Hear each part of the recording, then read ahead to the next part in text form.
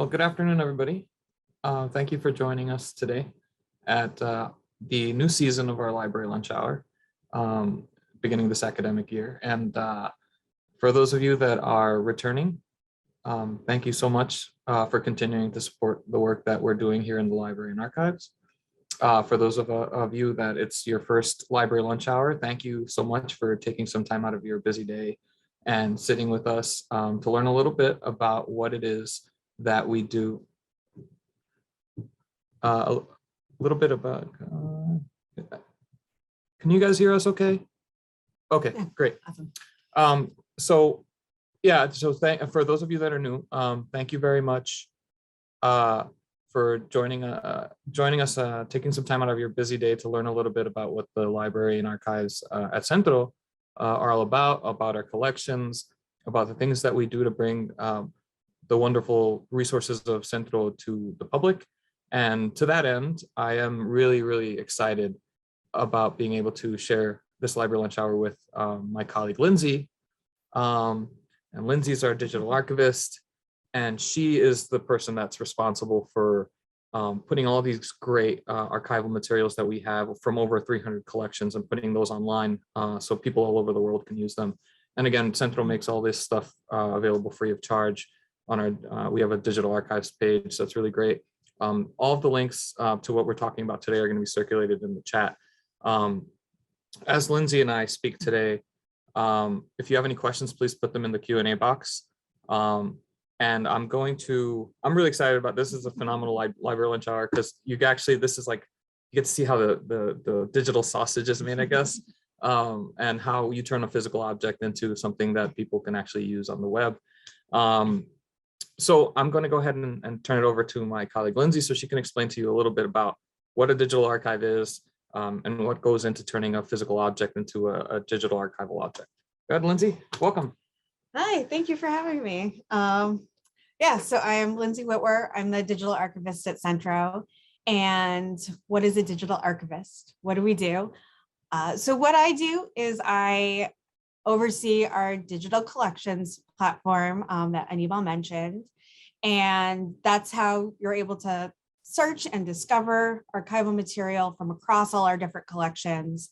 I help to put the images inside. I add all the metadata, the information about the images to help, and documents and oral histories and audio recordings to help people search and discover them.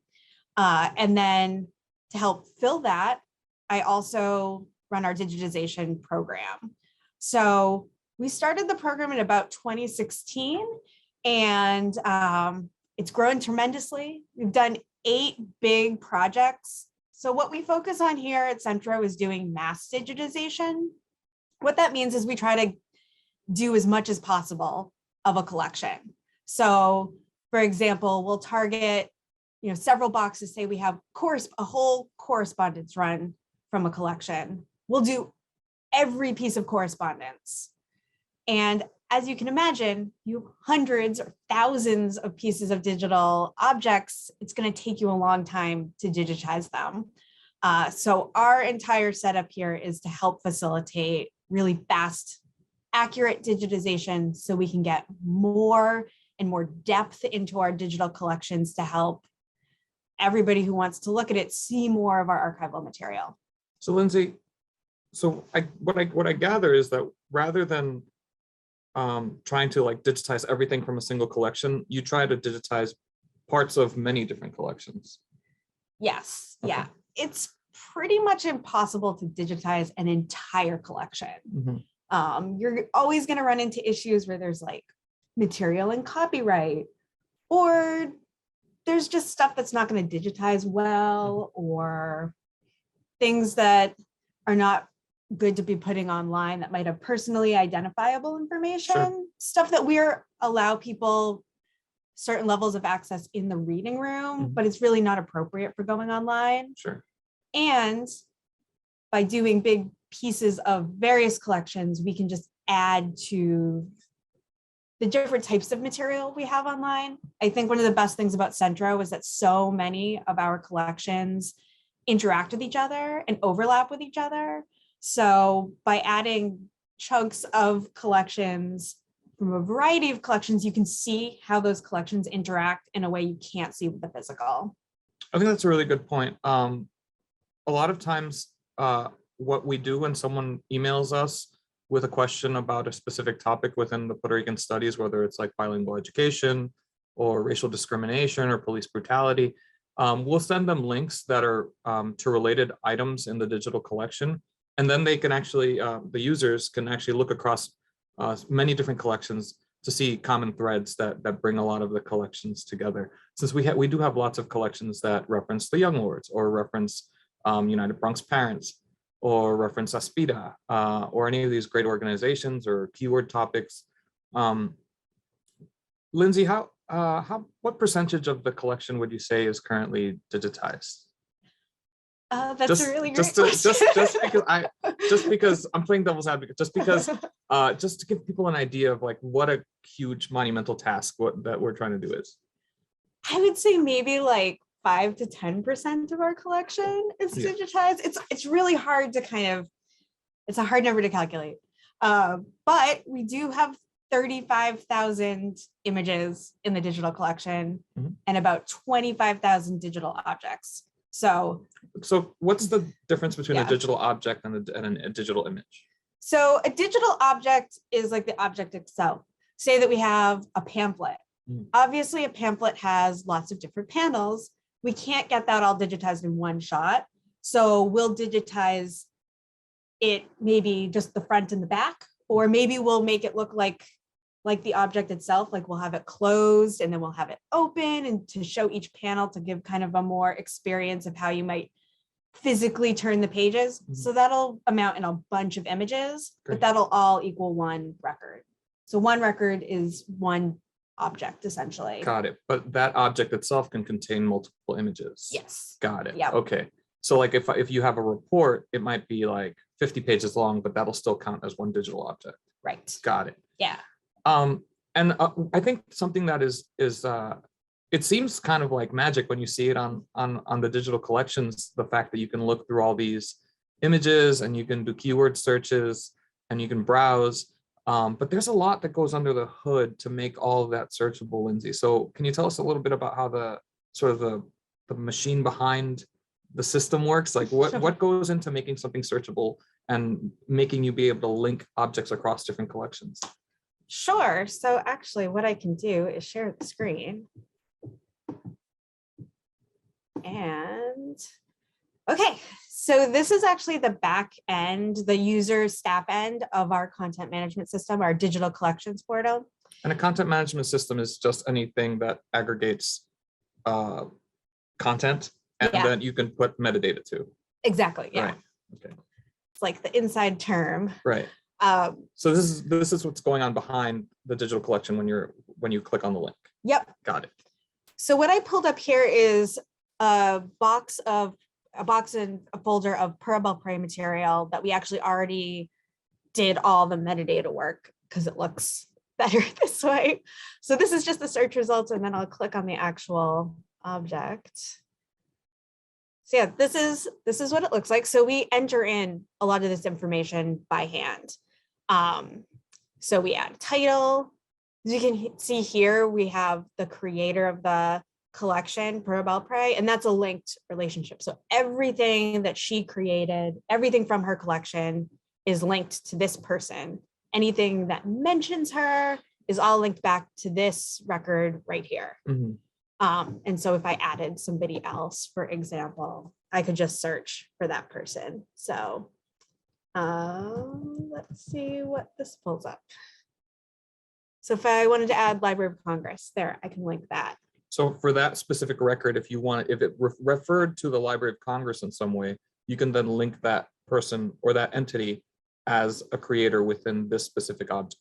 Yes. And then that would make it searchable. So if you were to search Library of Congress, this specific object would come up. Exactly. Got it. And then the key thing, the only thing that this record needs to be a valid record is actually a digital identifier. This is just the file name, but we do try to make it useful. And this is a good tip for searching our digital collections. So this is a collection code, the first 4 digits, the PUBE. And then we have box. So this is box 27, F01. So that's folder 1. And then this is just the order within the folder that it comes up, the sequence number. So this would be the third object within this folder, the Yes. first folder that exists within box number 27. Exactly. Got it. And if you search like all the way through B27 or F01 and then put an asterisk, you can pull everything from either box 27 or box 27 folder 1. Okay, so this is like, that's for power users that want to look at all of the objects or all of the digitized objects that are from a specific box.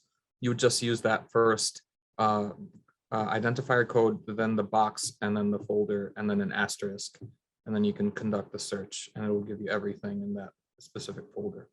So Lindsay, I'm beginning to understand why it is that this is such a work-intensive process, and just what, like, for one, this is just one object. This is all the work that needs to go into getting one object online.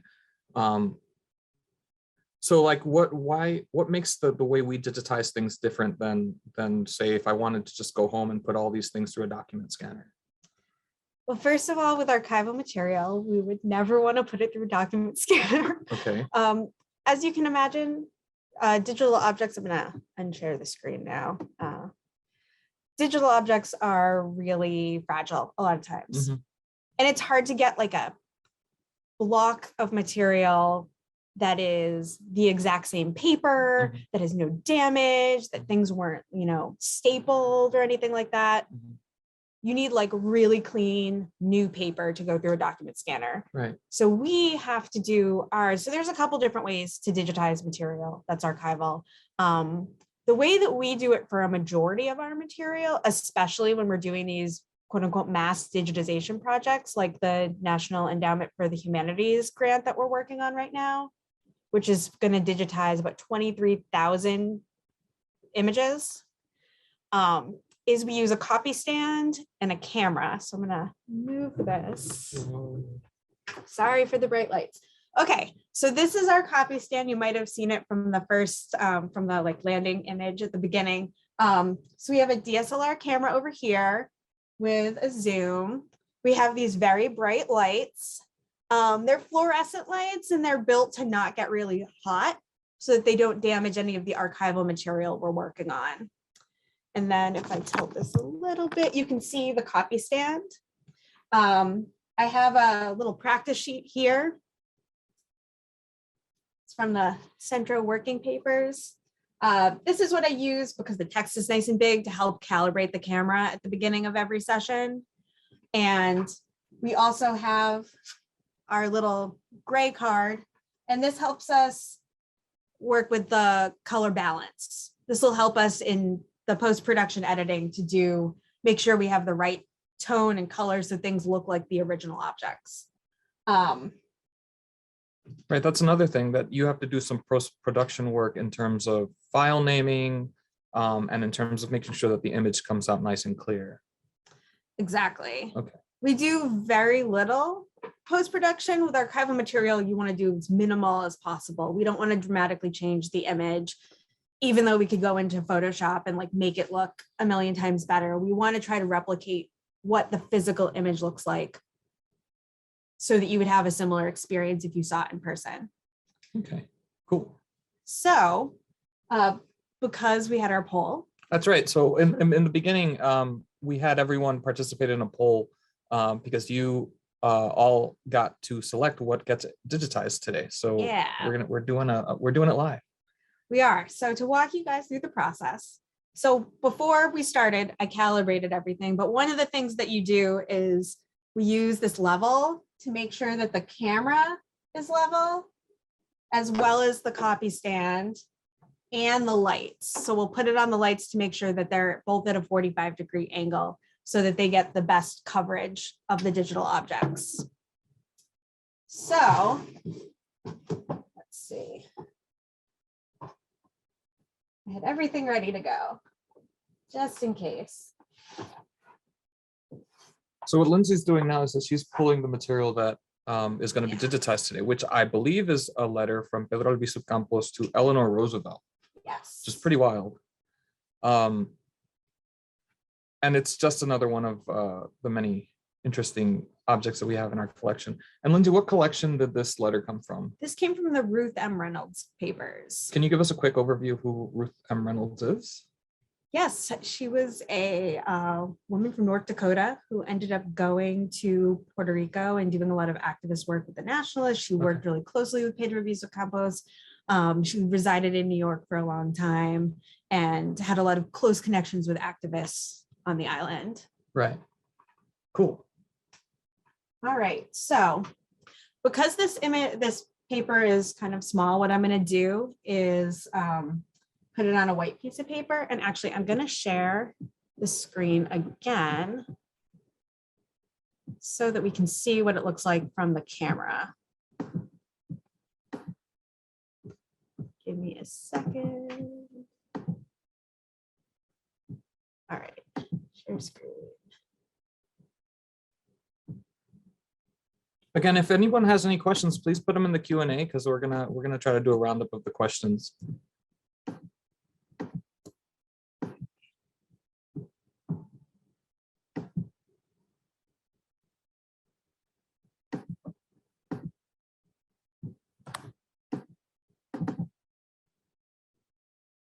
I have to turn it on. So I turned the camera on, so this should help us. Little technical difficulty here.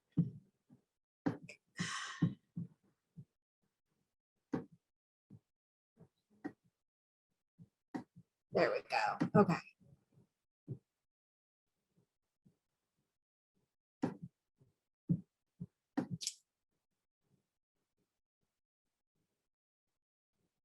All right. So what you're seeing now is you're seeing a top-down view of the scanning area that Lindsay set up to scan our letter. I think I might have to share the screen again to try to do this. Sorry, guys. Want to make sure you can all see all of it. So,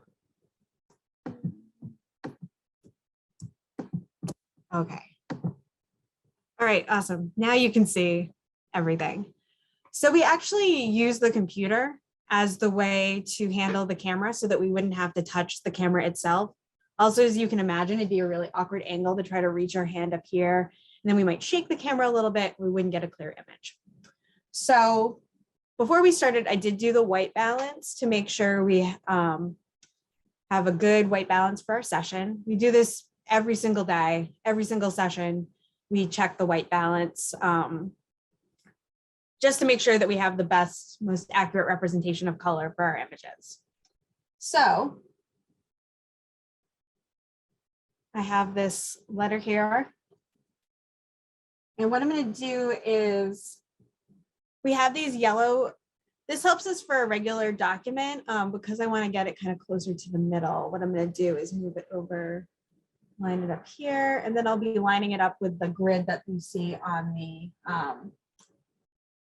the bigger grid that you see on the screen. The little tiny grid in the background doesn't quite line up. It's directly on the copy stand. So we use this other grid.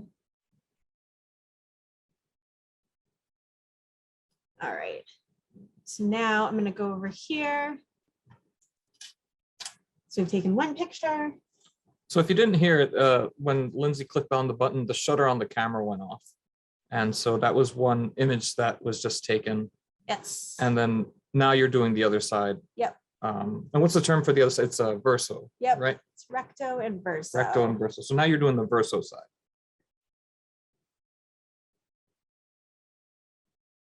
Right. There we go. Cool. So I'm just going to put this back in the folder. So we've got the letter now. You took the two pictures, and now what happens? All right. So now that we've taken, so what we would normally do is have that whole folder open and do one after another. As you can see, it's pretty fast to line it up, to take the shutter click, go on to the next one, Sure. making sure that everything's in the same place in the folder. But for one image, it's even easier. So now what I can do is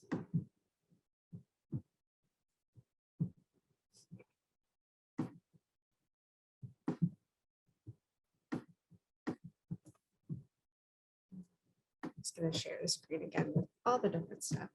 Okay, so now what I can do is navigate over here. So I made this, so I set it up to make a folder, Mhm.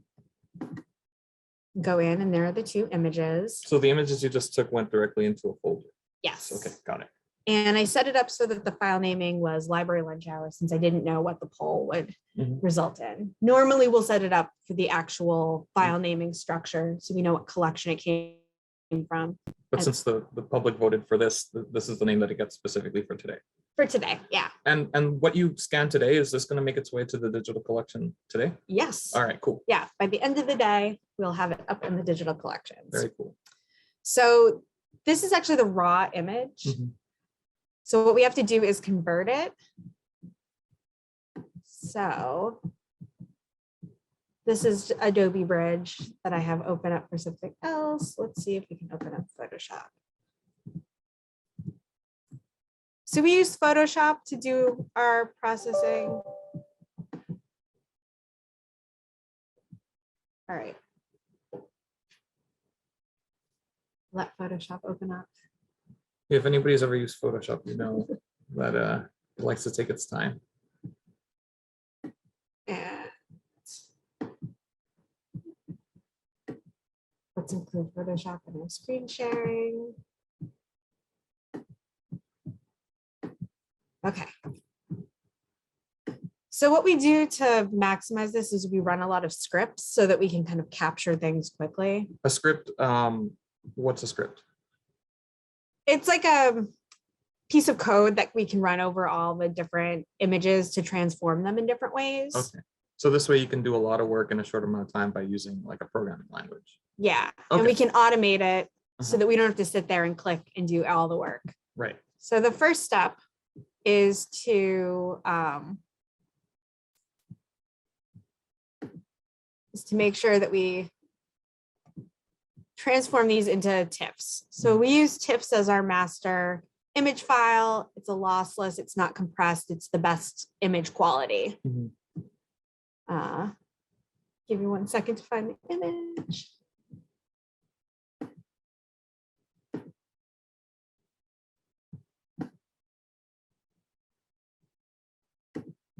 All right, save. So we're going to save it as a TIFF. Mhm. With no compression, and we make sure that we include copyright info of CENTRO. Okay. So this is going to create a new file with all that copyright info and print it onto the file. Yep. Got it.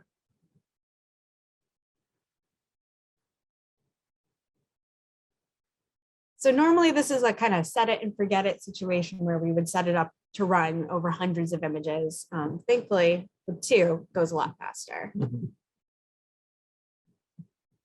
So now, let's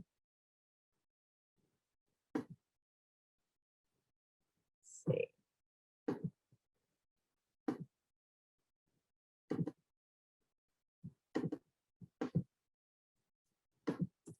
So now I'm going to open those 2 files. Okay. So what I'm seeing is that we're seeing everything that was captured by the camera, including the yellow tape and the grid and all that stuff. Exactly. And that's something we don't want in the digital image. Correct. Okay. So the one piece of this that we do have to do by hand is to crop it. Sometimes we'll have folders that where all the images are like legal size or letter size where we can run some automation over that. But because this is kind of a special size, we'll do it by hand Mhm. and we'll crop the image. Right. And again, this is why we need, since it's a very specific archival piece, this is why we need to do it this way rather than, like I said before, like running it through a document scanner. Exactly. If you're looking at all the work that's going into getting this right, so we can make it available online. So then we will adjust the white balance and we'll flatten the image. And then we will save it. So normally all those steps I did there of making adjustments, we'll set it up so that that will run as a script over every image in our batch. But you're just doing it manually today just to show the public how it is that it works. Yeah, exactly. Cool. Very cool. And so you don't have to sit and watch me slowly automate the process and build the script. But we just use, it's a script that's in Photoshop. So we'll crop this one.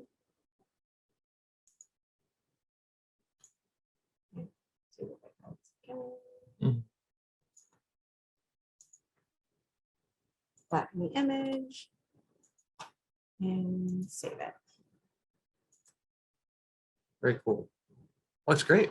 I mean, it already looks like the actual object. You've done a good representation. Oh, thank you. And also, what I do want to say is that right now we're not operating under optimal conditions. Since we are doing a presentation, we have to have the lights on in here. Normally in the archive, the lights are off while you do this work. Yeah. Okay. Yep. And so then the next piece of the process is to put it into our digital collections. So what I can do. So it's going back to that back end collective access, which is our content management system. And then you're going to be creating a new digital object from this, right? Yes. Okay. Letter.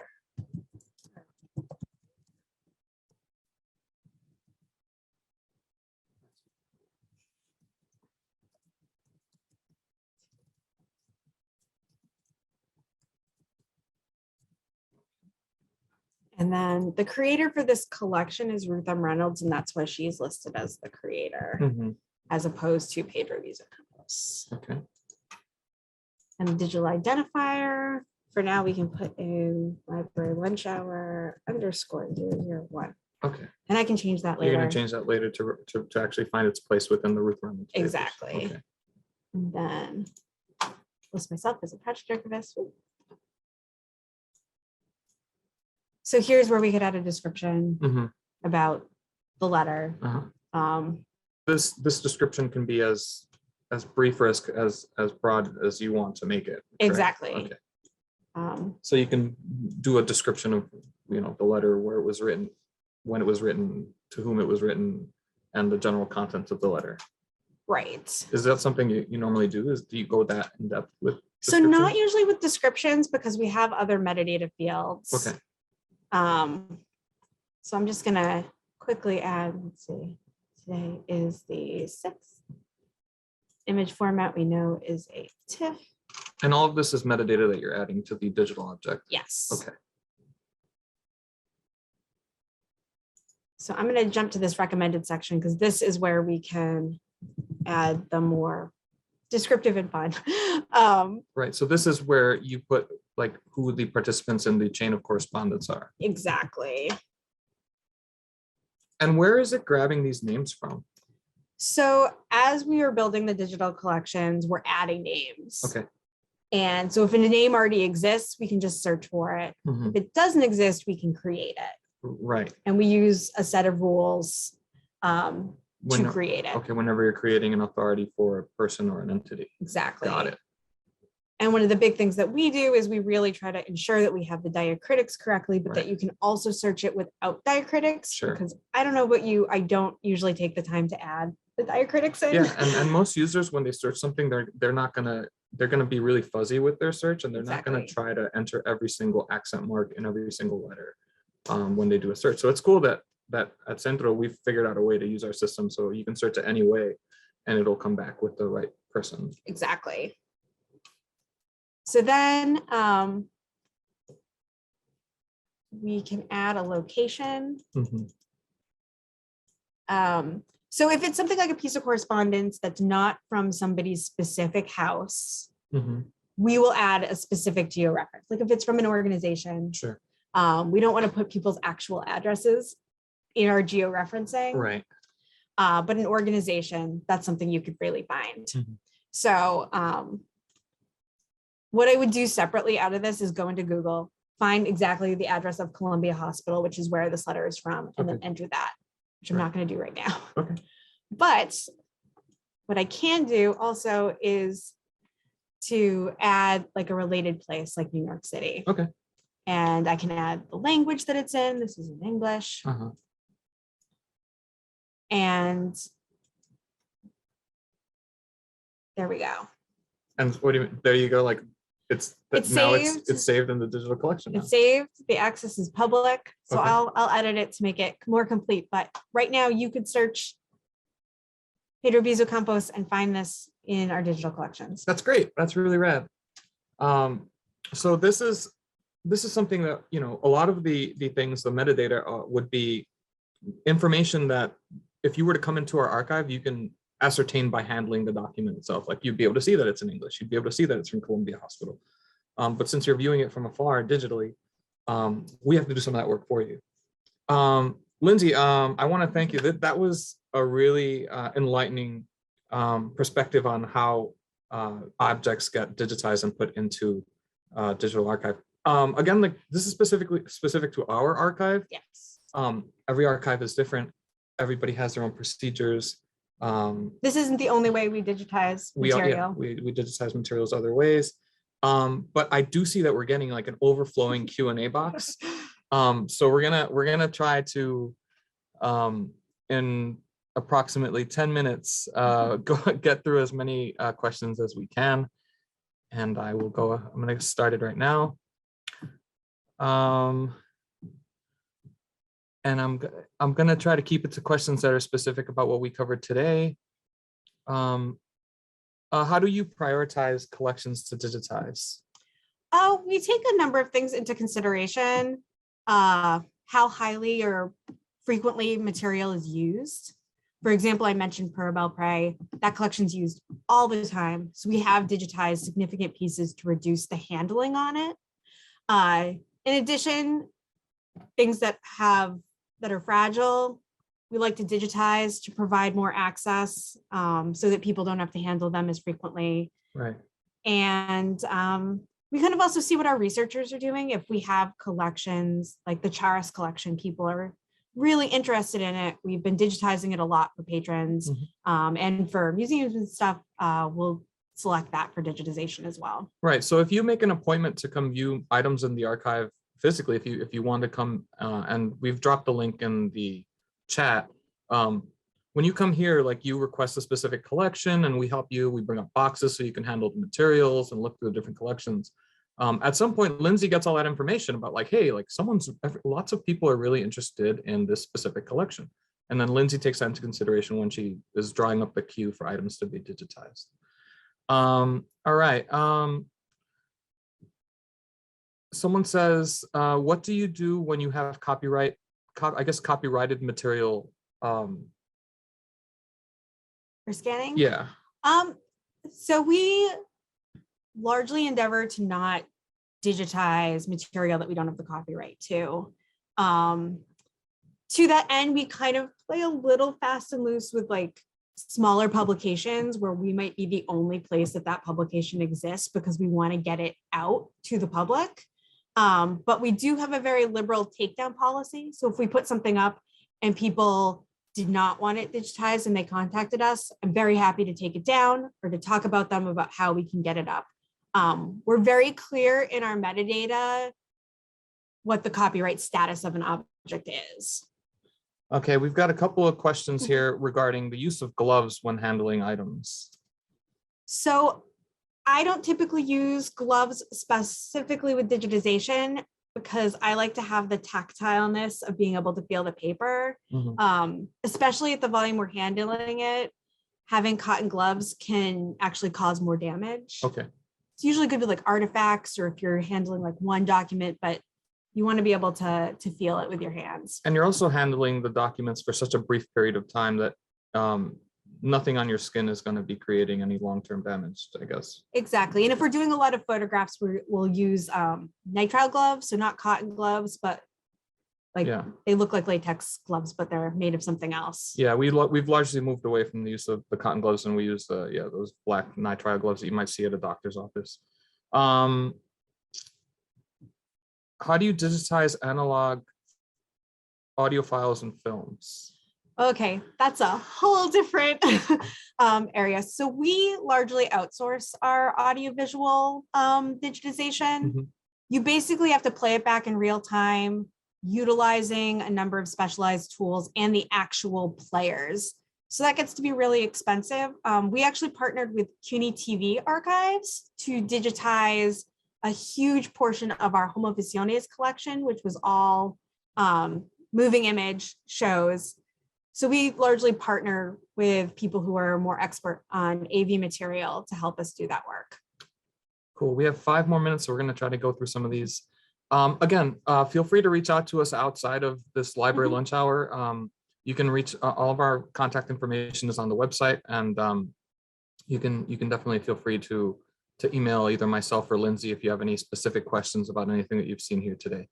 Someone from the Hunter Archives wants to know what equipment we're using, so they can look into purchasing it. I think that's a good follow-up question to via email for Lindsay. There are lots of different vendors that you can go through and different price points and different people that produce these types of and I have all this in a spreadsheet I can share. Exactly, even better. Has the rest of the Reynolds collection been digitized? No, it hasn't. Okay. Not yet. Yeah, so it's one of these many collections that's in progress, like many of our collections are.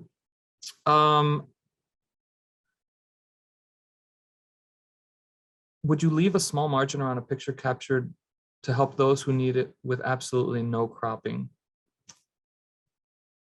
Typically, we don't leave a margin around it. It would depend on the object, but we want it to just be the actual object. Obviously, a lot of photos will have a little, especially older photos, won't go right to the edge. So we make sure we just capture the actual document. Okay.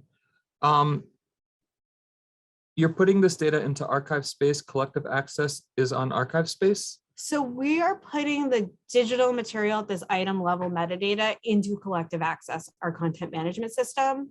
We also use archive space for our finding aids, the guides to the larger collections, and then we link them together. Cool. And I think we have time for another few. If it's artwork, is it the same process or different? Depending on the size of the artwork, I can make the copy stand go up so we can capture it that way. If it's really big, we might capture it straight on, put the camera on a tripod to take it. For photos, we do have a flatbed scanner that we typically use if we have a lot of photos. This typically is documents or whatever's in a folder. So if there's a few photos, we will capture it this way. What's about the max dimensions that you can use for this? That is a great question. A little bit larger than like a legal size document. Cool. So like 11.5 by 14-ish. Yeah. Okay. All right. Is digital processing the same as creating an ebook? In this case, it's not the same as creating an ebook. There's a separate scanning procedure for people that are creating ebooks, wherein you scan multiple pages using either a book scanner or a flatbed scanner, and then you would use software to author them together as an ebook that you can then circulate to people. So this is very specific to digitizing letters, paper material. Do you share the digitized materials with other digitization projects? Well, we have all of our material, or we have about half of the digital collections is in the Digital Public Library of America, the DPLA. We also did a project in 2008 with the New York State Archives. And so they have a kind of random sampling of about 10,000 images in their collection as well. All right. Well, I think that's going to be it for it. Unfortunately, there was a ton of questions. We got through like a third of them. So please feel free to reach out to Lindsay and I via email. You've seen the links to our digital collections and to our digital archives database, and also a link to make an appointment to come use the materials in person. And while you're here, you can talk to Lindsay and myself. So we want to thank everybody again for taking the time out of your day. Lindsay, is there anything that you might want to tell people if they want to like start trying to digitize stuff at home? Yes, that cues it up perfectly. In October, the beginning of October, I think October 4th, our library lunch hour will be on digitizing your personal archive. So There you go, October 4th, put it in your calendar, digitizing your personal archive. So thank you very much, everyone. Please, if you haven't signed up to CENTRO newsletter, that's how you find out about these cool events that we are doing. Until next time, again, my name is Aníbal Arocho, and this is Lindsay Whitwer. all right. Thank Thanks. you. Bye.